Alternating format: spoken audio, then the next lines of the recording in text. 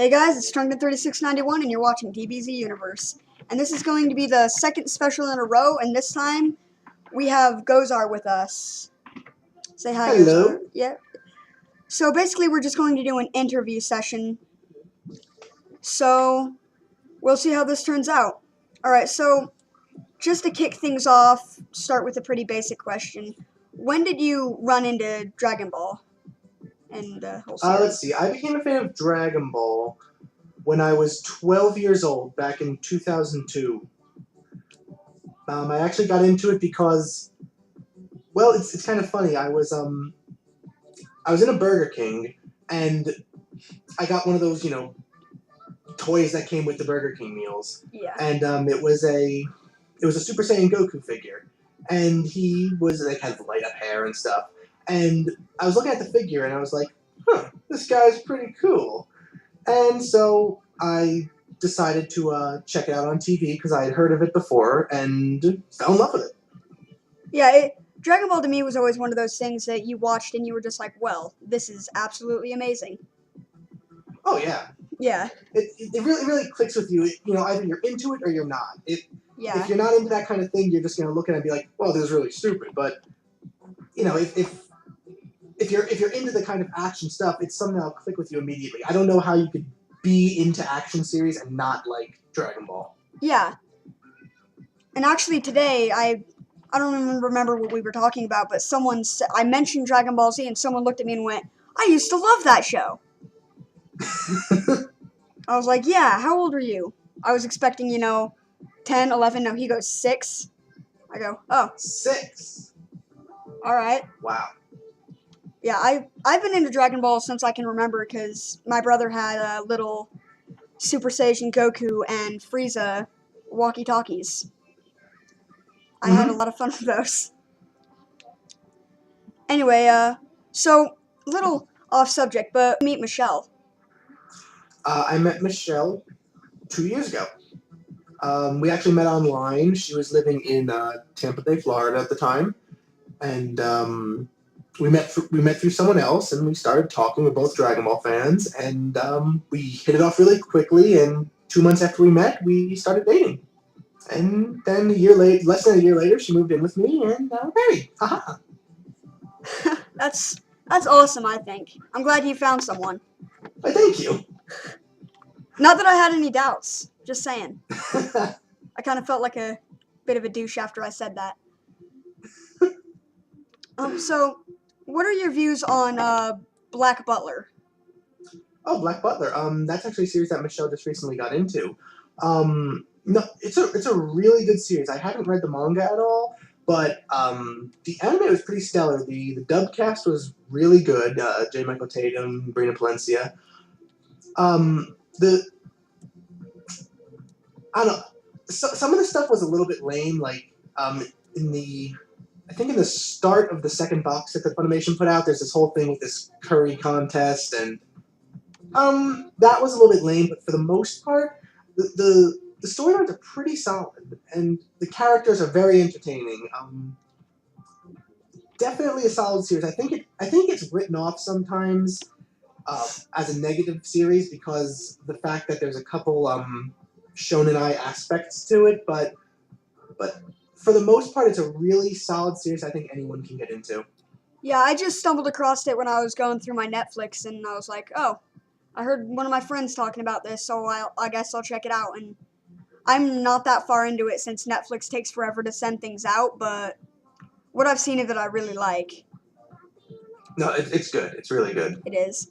And from what I've read of the manga, it's much better so far.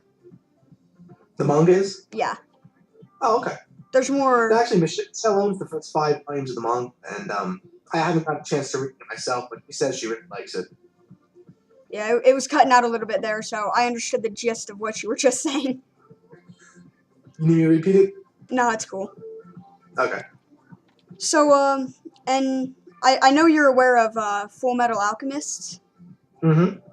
What were your views between the original series and Brotherhood? Oh, I far prefer Brotherhood. Brotherhood's a much more accurate retelling of the manga. I was actually never a really big fan of the first series. In all honesty, I haven't seen that much of the second season. Hmm. I just the first series, it started out closer to the manga, and it was really good. And then when it transfers into not following the manga at all, it doesn't really feel like the same series to me, and it loses something. So I was never really that into the first series, but I got into Full Metal manga, and so Brotherhood being an active retelling manga, it really sits well with me. I love Brotherhood. Yeah, I was always more into the original series because that was the first series I had seen. So, and then when I went and watched Brotherhood, I was like, wait, what? Because I hadn't read the manga yet, and I was like, what is this? This is not right. But then I'd read the manga and realized, oh, okay. One of the things that I really love about the manga and Brotherhood as opposed to the original, I mean not the original, but the original first anime series, Yeah. is a character like Winry in the original anime was actually a really irritating and annoying character that I never liked. But the way that she's really written canonly is actually she's quite an enjoyable character. She's very strong, and in the first anime they just kind of wrote her off like a bitchy character and just really all around irritating. But she actually has a really good personality and a really stronger storyline in Brotherhood. Yeah. Oh, with all the questions I have here, I'm just saying we might have to do 2 parts. That's fine. All right. I just wanted to make sure because we can't put more than 15-minute videos on YouTube just to clear that up. That's fine.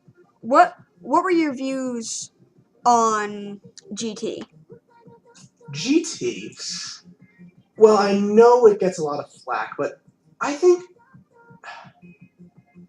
the problem with GT is it's a lot of really good concepts that are very poorly executed.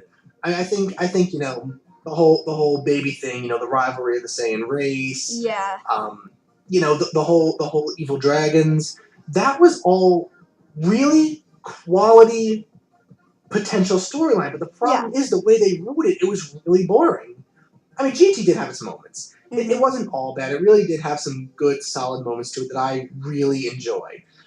But for the most part, it was just very poorly executed, especially because of the fact that all the side characters, I mean, all the other characters get thrown to the side. It's all about Goku, and it wasn't like that in Toriyama's Canon Dragon Ball. It really wasn't. Yeah, everyone kind of got their chance in the spotlight. Yeah. And like what I really didn't like about GT was I was always when I was watching it, I was like, before I really studied into it, I was like, there's no way Toriyama wrote this. Mm-hmm. And then when I studied into it, I was like, yeah, that's what I thought. I mean his only involvement was character designs. Yeah. I was like, no. So, I accidentally skipped this one. If from these 3 animes, which character would you relate to the most? From any character you choose. From Fullmetal Alchemist, Dragon Ball, or Black Butler. Any of those animes, who would you relate yourself to most? Who would I relate myself to?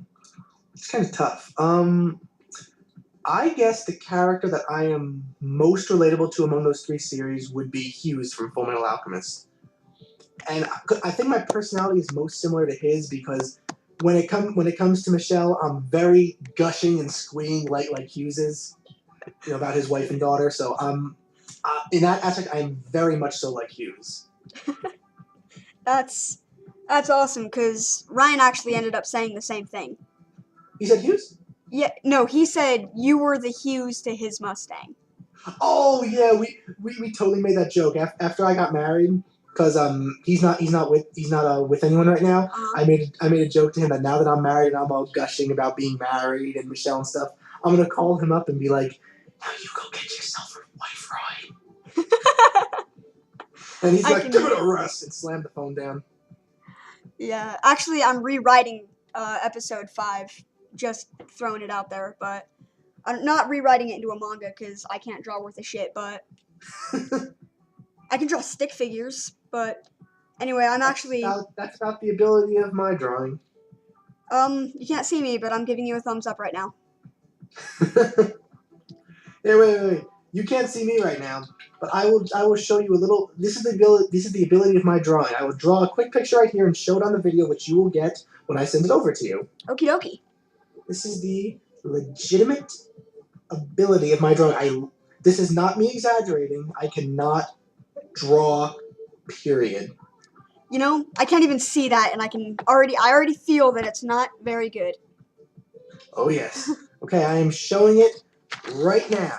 Now you will get a kick out of this when you see it, because this is the legitimate ability. This is my limit.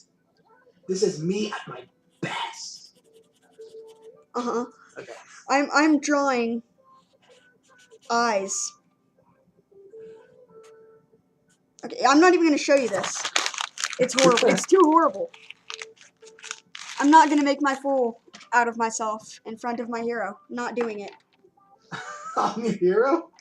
As far as internet goes. I mean, because if you ever tell your friends, hey, guess who my hero is? They're gonna look at you weird, but I don't care. That's awesome. You and Travis Barker, pretty much. I don't know what would I be doing I don't know what I'd be doing without you guys.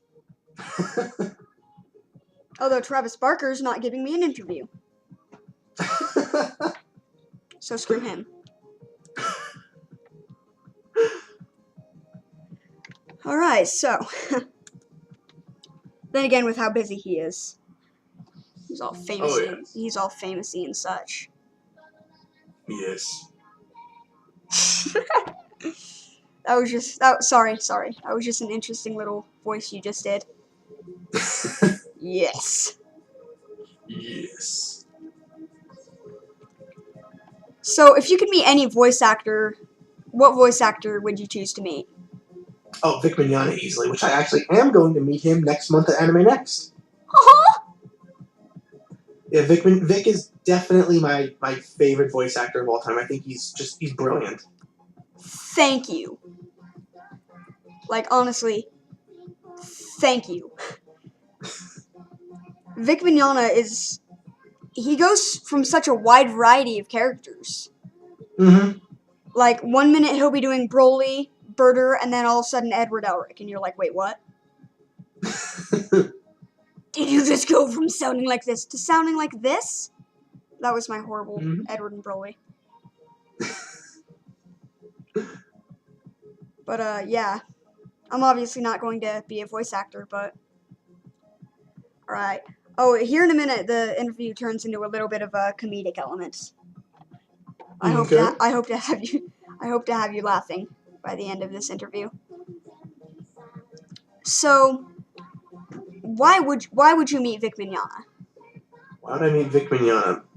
I mean, just for the simple fact he's my favorite voice actor. I think he's so talented, and he does quite a good deal of characters that I really love, and I just all around think he's brilliant. That makes sense. He is brilliant.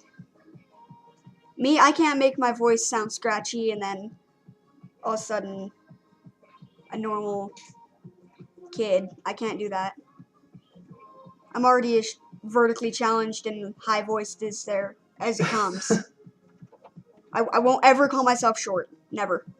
I'm not short. I'm vertically challenged. Vertically challenged.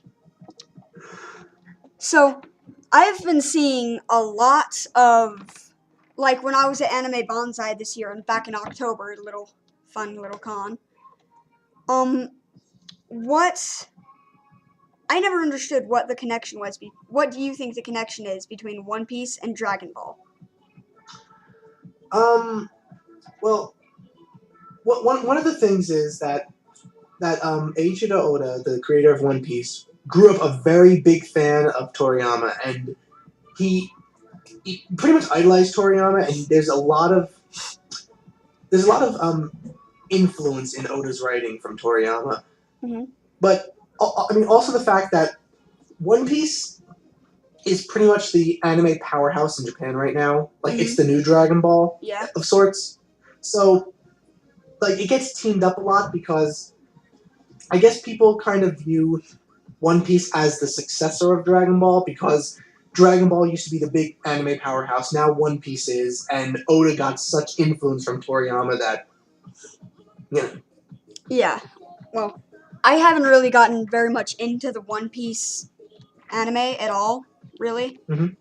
Oh, all right. Here in a minute. We'll start a part 2. We're on 15 minutes, so we're gonna cut off here.